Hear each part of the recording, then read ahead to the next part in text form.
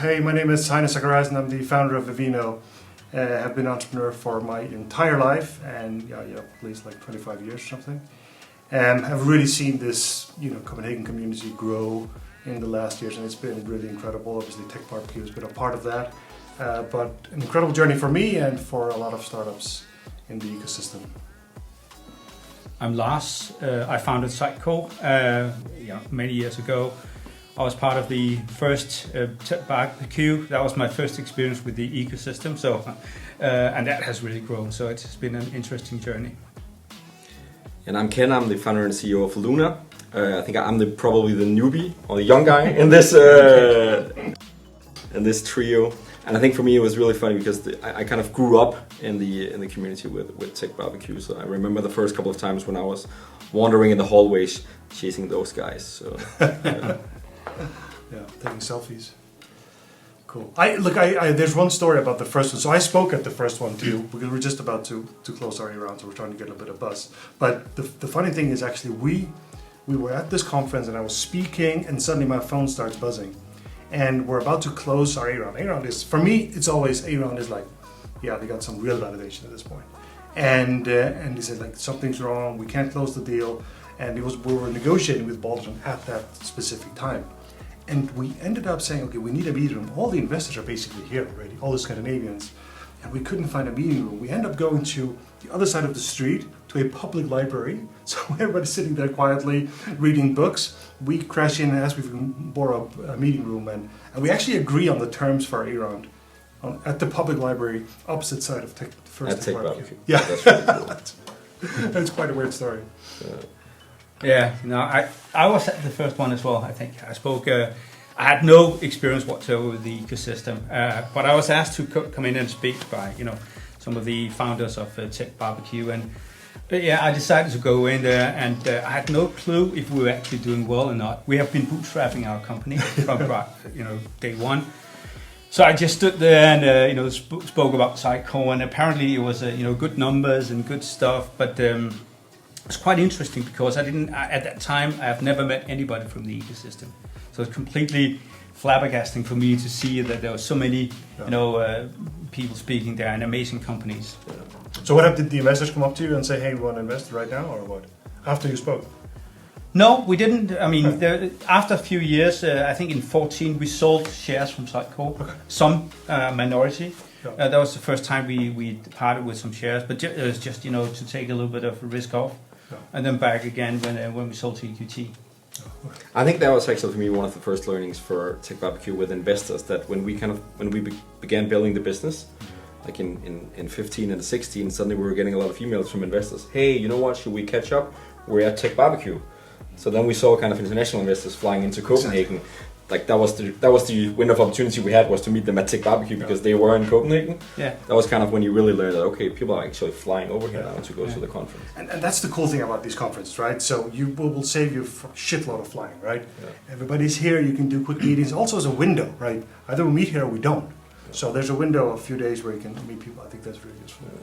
Have you been there at every single one? I've been so I've lived in California for 7 years while TechBBQ has been. So when you went through where they've been, I've been to most of them because I was at the stock exchange, I was at when it was here, I was at the opera, so I'd say at least half of them. Even though for Heidi's like Roskilde, he's camping outside. Yeah, he's out there just waiting for the king. And what about you? Have you been? Yeah, I think the first couple of years we were there just wandering the hallways, and then it kind of grew on us, and then we had a lot of meetings, and then to the last one where we had a big stand, and we're doing that again this year. So I think we really grew in it. I think we also learned a lot. I think it was at the opera that I saw a lot of other companies being there and engaging and pitching and telling their story. And I remember one point in time I saw Jacob from Simple Feast telling his story. Yeah. And I lost my confidence completely. He's a tall, handsome dude, right? And he tells his story like there's no tomorrow. Like, and I remember to this day, it's like, you know what? Being an entrepreneur is being like a surfer. I surf, so I'm out there in the ocean, I'm paddling. You don't know when to go, you just feel it, and then you go. And people were saying like, "Oh, Jacob." And I completely lost my confidence when I saw like, I can't do that. No, I can't pitch that story. Look at this guy. Yeah, look at the surfer guy telling a surfer story, and everybody's just, "Oh, Jacob, take our money and run. Yeah. So, But like he's incredible. He is also, I mean, one of the best pitchmen I've ever seen. Like incredibly good. difficult to come after. Hello, I have a banking app. I live in London. But you never know with these people, right? No. We're never really good at raising money, but then again, we never got any money. So, No, but if you tried, you probably would have gotten it. At least now, while the ecosystem is so mature. Yeah. I mean, that's the real difference here. Is that 20 years ago there was no money, right? No. There was no money, and now there is. It goes up and down. well, I'm raising money now. I mean, Yeah. for some of the companies I work with, right? So it's a different kind of momentum. Totally. But You were probably one of the first kind of that did VC investments and did like the first batch of companies, right? Sure, but we were so with Bullguard back in the day. Yeah. We raised money 20 years ago from VCs in London. Okay. So we raised money from DFJ, Jeffrey Jurgensen, back in like 2002 or 3 or something. So yes, and back then there was like nothing. It was like a desert. You had to fly to London to find those guys. And I think actually, you know how big the A rounds are now. I think we called our A rounds. We called it A round. It was 2.5 million. But, well, that's barely a seed round. Today, we just did a pre-seed round at 20 million euros. Exactly. Yeah, there wasn't much here, but we were also the first investment for Balderton, for instance, in Denmark, and they've really come in strong here in the Nordics, right? When was it you did the first round for Vivino? So the A round was in 13. Yeah. And before then the conference, or was that at the conference when you signed at the it? conference. That was where you signed it. That was the A round. We agreed on the terms got at it. the conference, right? At the public library there. Yeah, okay. how much did you raise at that time? At 10 million. So back then it was, for the day, it was a really big A round. That was like, it's fine. It's okay. You can still call it an A round. It's like a competition these days. Yeah. Who can have the highest amount of money for the earliest stage of the business, right? But it's swinging right now, right? So it's. I think we're gonna come down. See lower valuations, we will. We will see smaller rounds and lower valuations. It's going to be interesting to see also kind of the investors coming into Copenhagen for the conference in September. You know, what's the status of the economy and what are the rounds? See investors, but also the portfolio companies. We see a lot of the pictures, obviously, and even now today, you can see that there's a little bit of stress on them. They begin a little bit. Are you more changing? frantic. Are you changing your investment thesis with the downturn you're seeing now? Yeah, I mean the cool thing about being a private investor is you do not have to live by the same themes as a venture company, right? So you can sell when you want to and you can buy when you want to. So we have been fortunate to have some very good exits so far this year, and then I'll hang on and look to invest over the next couple of years. You're scooping up all the good deals the next couple. We have 40 companies in our portfolio now. But no matter what you do, valuations are just going to come down by themselves, right? Sure. It's just the way it is. Sure. So. It's not fun being listed right now. Oh no, it's rough. But it affects all of us, right? Even if you're not listed. Yeah. Whatever is out there on the stock exchange, that's going to affect all the private companies too. Yeah. But I think when you look at the ecosystem in Denmark, I say it started 20 years ago, and we sometimes forget that this doesn't come by itself. There are cities that are much, much bigger than Copenhagen that never had this. Yeah. So a lot of people sort of sat down and said, we want to build this. And that's why we have this today. And I'm not going to take any credit for it, but a lot of people did that, including the state, and made this happen. And I think that's pretty awesome. That's why we are where we are. I think definitely TechBBQ has been part of driving and building an ecosystem in Denmark, and not the only thing, obviously. Like Copenhagen for the win, all those things. Yeah, all exactly forward, right. And it all came at around the same time, and I think that's why. And when we talk about the investor ecosystem in Denmark, really, it's mostly in Copenhagen right now. Fortunately, Aarhus is picking up. We start seeing a great ecosystem in Odense, but still. TechBBQ has, But again, I would assume that when Copenhagen moves up, all the others are going to come along too. If there was no Copenhagen, there probably wouldn't be any Aarhus or Odense. Right? Sure. So, it's great. It's funny to see just the growth in size of the conference also. I think last time that was amazing. Yeah. It's just packed completely, right? Yeah. People walking like that on the hallways. So fantastic. I think the vibe at that, and also coming back from the pandemic, and you're actually able to meet in person. Humans. Oh, that's going to be just exploded. So it's going to be interesting also to see this year the new venue, because the new venue is pretty massive. Yeah, I have not been there. Okay. Massive venue.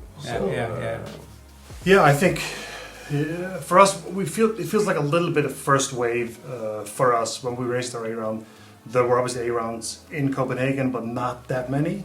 But just seeing how that evolved over the years has just been incredible, and also made it easier for us to raise money later because there's just more focus on, there's more investors in town and so on. So I think that's been really cool. Yeah, I think, for my part, being on side of the ecosystem, not really, up seeking money, but, start talking to more and more, small startup companies has been a fantastic thing. And, first, the many years I was just an observer, and then I became part of the ecosystem as, I started exiting and started investing myself. But also, now representing many of the portfolio companies and, helping them to talk to, VCs and equity funds is a fantastic thing. And it's just massive now to be part of this, right? I remember first, it's completely chaos. Yeah. The first year, completely chaos.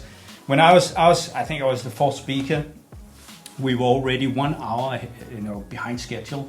Because you couldn't, there was no structure, and they couldn't get people back into the lounge. Also because they did a tactical mistake, giving people beers during the pause, and that never works. And the sun was shining outside person, and so everybody's just standing up there. Eating their barbecue. Yeah, go in. Yeah, there was barbecue as well. There was barbecue. Please go back in and listen, right? And And now it's just so structured. Hyper structured, like scan your QR code, follow me for the press division. Like a facial scan. Yeah, go back. Which is fantastic, because I spent probably 15 minutes trying to find my badge as the first one, because they didn't print a badge for speakers. Yeah.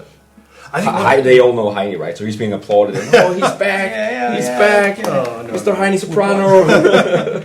So one thing I wanna stress also with the founders and the evolution there is just, I mean, the quality of the young founders today compared to me, at least, like, it's incredible to see how smart they are, how much they know about all these things that I had no fucking clue about. Yeah. As you know, I do this YouTube videos to help founders and so on, but it's really incredible to see how smart they are, how good they are, and how well they know what direction to go. Honestly, I totally agree. I think just our own experience having a stand last time, we had a lot of newly founded companies that came to the stand, and just when they did presentations, like, let me tell you my story and let me tell you my pitch, that was amazing to hear. Like, I recall when we launched did the first pitch deck, I had no idea how to build a cohort, how to tell the right story, right? Oh, yeah. They just do it right away. Yeah. Probably listening to YouTube. That's But I think also, just from my own perspective, I think it's funny starting from walking the hallways and just the vibe, taking everything in and meeting people for the first time and telling your story. To now, I think when we were discussing whether or not to exhibit at TechBBQ, we couldn't really do a clear business plan for it. Why are we there? But I think that was really part of it, just being part of that conversation. Yeah. So for us, it's not a matter of signing up new businesses or competing with incumbent banks in the Nordics. It's mainly for the dialogue and the ongoing buzz, right? So I think that's just been amazing. But you also made it part of your business that you're the bank for the entrepreneur and so on. Right? Not necessarily startup, but entrepreneurial, right? Yeah, and also just Lunar is just a Nordic business, right? So in contrast to many other businesses going to the US or to the UK, we really focused on the Nordics. So obviously we have to be at the largest tech event in the Nordics as well. But I think it is a networking event more than a speakers. Yeah, totally. Yeah. Is there anything that you could highlight about the Danish ecosystem? Some companies that you think that we should be proud of, and it's okay to mention your own. So any type of startups that, for the international audience that listen to and tune in, that could be some of the front runners also, because in 2013 there were not that many great companies. I got one at least, I think the challenge now is that from, Heini, you talked about the first wave, and you're definitely one of those, right? But from kind of the first wave back to 2013, you had like 3, 4, 5 companies. Vivino is an example, right? That you spoke of as, proud of being a Dane, right? This is a Danish company they're really proud of, or halfly Danish anyways, right? But I think now there's just so many, right? So it's difficult to... Which is fantastic. It's difficult to select just one or two in it, because there's so many super great companies. Yeah. I think one thing, if I want to mention one, is, and they did speak at the Mikkel Svane did speak at the first, as far as I know, remote. So it's Zendesk, right?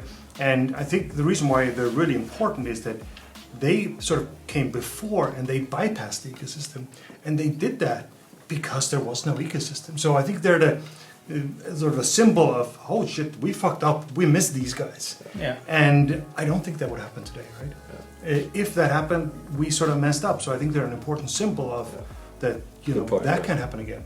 I think if I'm to look at an upcoming company that could be potentially be a breaker, then I invested many years ago at Seaborg, it's a nuclear company, together with David Helgeson, and what is interesting to see is that this company has been solely been funded by Danish angels or individuals so far, right? And we would never have seen anything like that some years ago. Obviously now we would have been a crazy pitch 10 years ago, like nuclear. But think about and that tells another story too. It's like back in the day, angels in Denmark were like, risk averse. Hey, get some revenue, preferably manufacturers tomorrow. That sold their manufacturing plant. And then all those things I think were true back then, right? Yeah. And now you can fund somebody who does nuclear and maybe has revenue 10 years from now. That says a lot. I think that's super impressive. And what's really interesting is it's an engineering company, a chemistry company, but they learn and copy everything from the tech ecosystem. And so it's a mindset thing. It's a mindset, right? They built the entire company as we build you guys build your companies. So which is amazing because that also helps in something that is a traditional industry that normally wouldn't be able to grow so fast and raise money like they're raising money, right? 200 million euros now for an A round. So not A round. So, but I think that's amazing. Yeah, totally. And how they think about cohorts and still learning from the entire ecosystem. I think also the complexity of companies starting now has changed dramatically. Kind of, looking, I don't know, 7 or 8 years back, there's more, we build an app for this, or we're doing whatever for that. Now it's nuclear or AI, robotics, whatever, right? It's mind blown. Yeah, super visionary, right? And it's incredible they can get funding for that. I recall the first time I heard about Labster. What do you do? Yeah. What is Labster? That's also a pretty amazing company. Yeah, totally. And how do you sense that the Danish ecosystem or the Nordic is performing on, of course, general terms in comparison to other parts of the world that you travel to and visit? And also you have colleagues around throughout the world. So what is the talk in town? Yeah. I think we're doing well, I must say. I think we're doing well, and we did talk about this earlier, that I go to much bigger cities that don't have ecosystems that are as strong as Denmark and as the Nordics. So I don't know Oslo that well, but Stockholm is incredible, Copenhagen is incredible. And all doing really well. Obviously Helsinki, and they have a big conference too, obviously, No, I think, Nordics is doing really well. Yeah. In general, Nordics is doing well. You see countries and, regions that is doing even better, Israel, for example. But, in general, I think we are doing fantastic. Yeah, I agree. I still feel we're just reaching out for Stockholm. They're still, right? We're still waiting for that Danish consumer something that will just conquer the world, like Spotify or Klarna or whatever.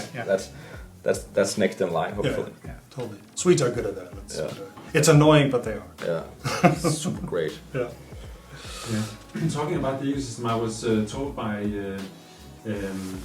Jesper Gadsbøl that we're only halfway. It's the 10th time that TechBBQ is taking place, but the ecosystem is only halfway there, so it takes another 10 years to properly build and consolidate, because there's a lot of new initiatives blooming, but how can we...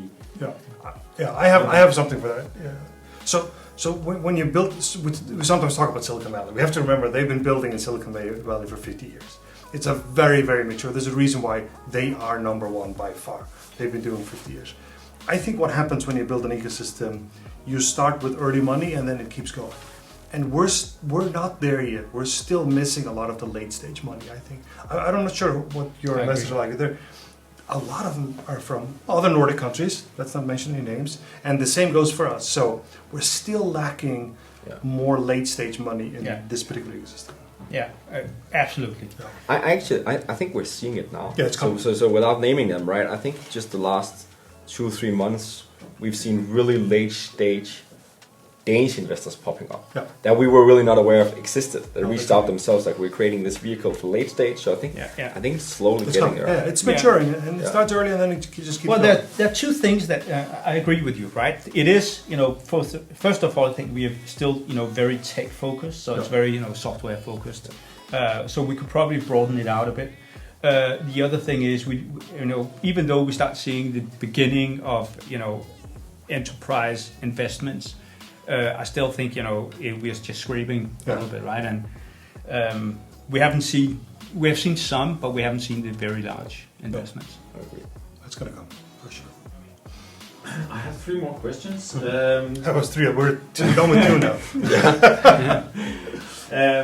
So one of them is talking about what you highlighted some of the positive things. What are the missing parts in order for the Danish ecosystem to really excel, in your opinion? What's missing? You were talking about it just briefly before with some of the later stage investments, but could you maybe elaborate? I think what we could use in Denmark already is kind of dividing maybe the community, because right now we see sectors really growing. So just from my own side, right, fintech, massive sector in the world, right? So I think just fintech as a community could, because it feels like the Danish community is so large right now that we can actually see subsets. Verticals. Yeah, exactly. So you have fintech, you have robotics, or whatever that might be. I think because then you would have even more specialized dialogue, specialized investors. So I think that should be the next stage. But in the other hand, I mean, what we're also seeing is having robotics living in Odense only, right? And it could be cool to see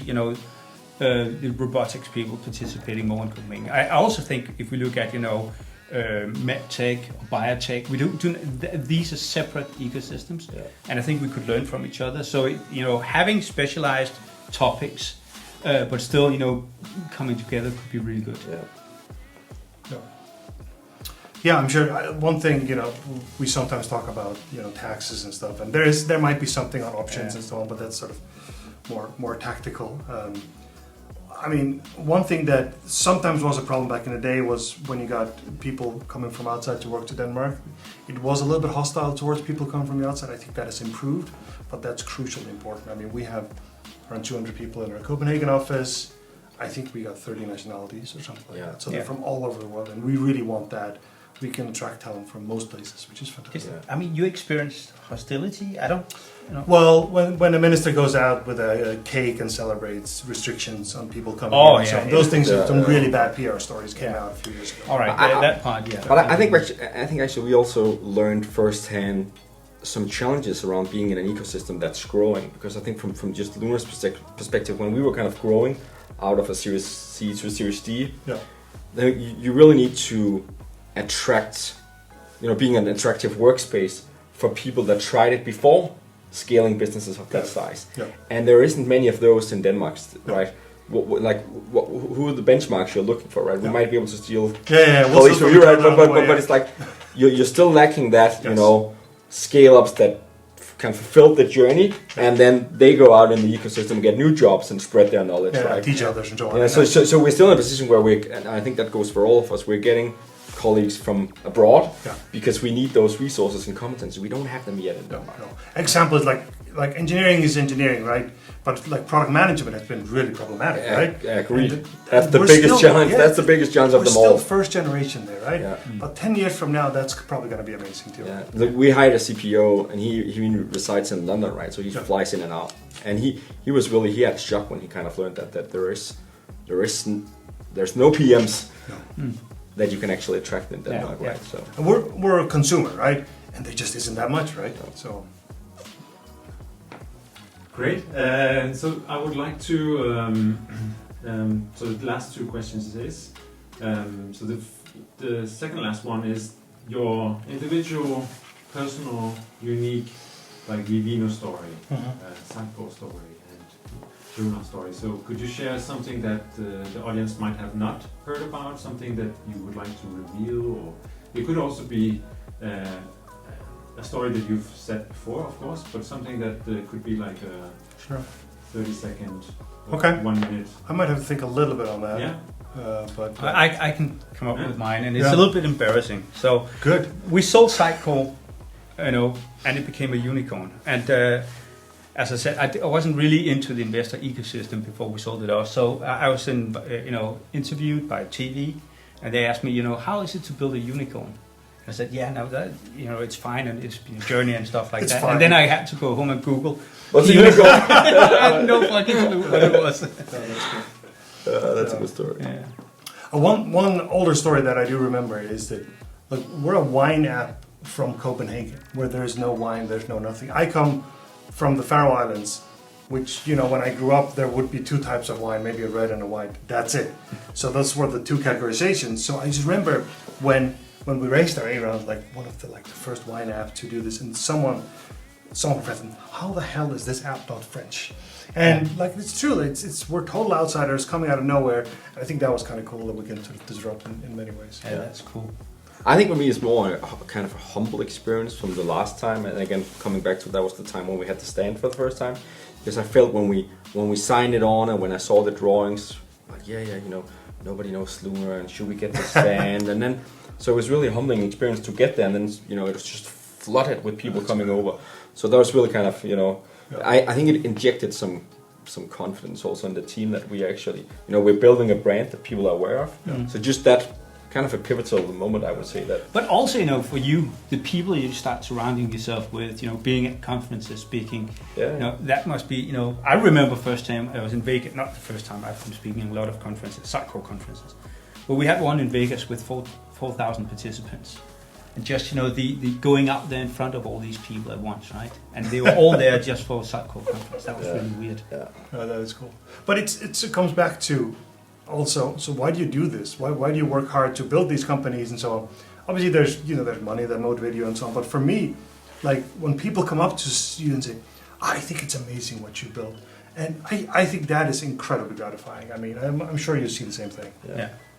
Definitely. Yeah, I think personal ambition is also, kind of the same trajectory that you guys are on, right? You're giving back on your YouTube channel also, educating founders. Yeah. You're putting your money out there also. So I think it's great to see that you have that continuous development of the ecosystem where it's being poured back into the ecosystem on many ways, right? Yeah. Knowledge, money. So yeah. Fantastic. Actually, another question popped up in my mind, but let's take that as a bonus. But so the very last question I have is that for someone who's attending TechBBQ for the first time, what would be some of your personal tips, since you've been there, and Lars, you've been there since the beginning, so you know a bit more maybe? Could you share some of your inputs on, because there's so much to do and so much to see. I can go first on that maybe. I think also coming back to walking the hallways, I think you have to network a lot, and working in Denmark is we're a bit more closed around ourselves than you are elsewhere. No. So you have to open up. You have to force yourself to open up and bang down some doors, chat with people that you don't know. Look at the badges, where people from, and if you see the investors, then really kind of get into the dialogues. I think don't be too Danish on the conference. You have to be a bit more open, because I remember the first couple of years we were there, we were more closed around ourselves because we didn't have that big of a network. We didn't know that many people. It was the first time we were trying to build a business, right? So I think that's really the way you should just. Yeah, I fully agree. You kind of grabbed my thunder there, but I fully agree. But also enjoying it, right? Yeah. If you go there and enjoy it and just learn and speak to people and open up. I mean, also listen to people and You'd be surprised also that when you start talking that everybody would like to give great input, have conversation, so just open up, get those dialogues. And one thing is looking up on stage to all the people there, but also networking with peers, like people that are fighting to raise a seed round or whatever. Yeah. Building that network is incredibly important and very valuable. Same problems at 2 a.m. you call them and I'm like, what the hell do I do? And they have the same problem. Especially in the early days, you want to have those that translation of VC lingo, right? Yeah. What does it actually mean? Congratulations on your big achievement means no, and so on and so on and so on, right? Yeah, true. And then the final question is, of course, will you be there this year in Lokomotivværksted, September 14th and 15th? Yeah, definitely. I'm just gonna lie because I have no idea. But I definitely hope I can be there. I think I will in September, so I look forward to it. Yeah, I will be there. Yes, but you haven't missed any. You haven't missed any yet. Are you sure? I've missed some. Yeah, I think I got 7 out of 10 or something. But there are still people, I think, that are alive that've been to every single Oscar. Like with Roskilde, you Yeah. should have all the bracelets. They can't lift their arm anymore. I wasn't at the opera. I didn't try those. Okay, I was at the opera. I stood in for you at that. I was at the opera also. But look, you guys can come to the Lunar stand. And I'll give Yeah, you we beer. will. I'll give you beer this time. All right. Yes, perfect. I look We'll forward come, to that. definitely. Yeah. Perfect. Thank you so much.